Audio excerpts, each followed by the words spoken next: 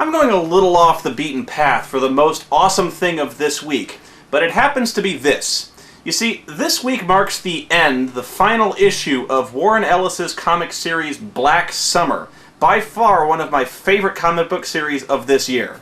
Now, I'll admit to being an unashamed Warren Ellis fanboy, but it's hard to argue against the man who wrote such classics as Planetary, Global Frequency, Next Wave, and one of my favorites, Transmetropolitan, which is a comic series about a sociopathic, drug-fueled gonzo freelance journalist who hates everyone and everything, and he's armed with a laptop computer and a long-range bowel disruptor. Warren Ellis is a prophet of anger, and the stories told in his comics are twisted reflections of our own perverted world shown through a glass darkly.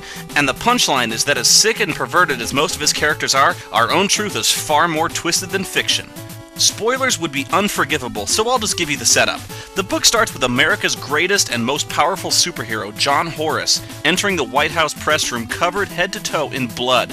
It's there, in front of a horrified American public, that he announces that he's executed the President of the United States and most of his aides for war crimes. He goes on to announce that he has no interest in governing, he just wants to oversee a fresh, free election. But already things have hopelessly spiraled out of control. The military is mobilized, and soon John Horace and all the members of his former team are deemed enemies of the state. They had nothing to do with the assassination, but now they're only left with two options. Either turn themselves in and face the outrage of an entire nation, or fight alongside John Horace.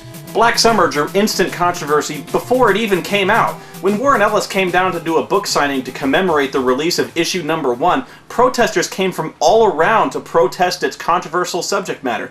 They called it un-American, they called it anti-Bush administration, and they even called for the store to be shut down for distributing pornography to minors.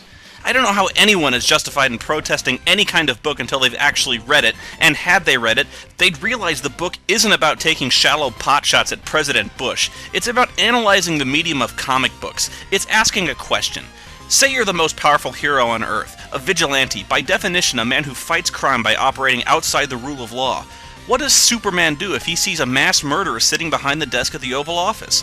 What if he thinks the whole system is too corrupt to bring such a man to justice? It's heavy stuff, but that's why I love Warren Ellis. He can make the comic book medium about more than just dudes in tights hitting each other. He can ask some really hard philosophical questions, and he can make you laugh while doing it. So that's the most awesome thing of this week, Black Summer. If you can stop by your local comic book store, check it out. It's well worth the read. Have a good week.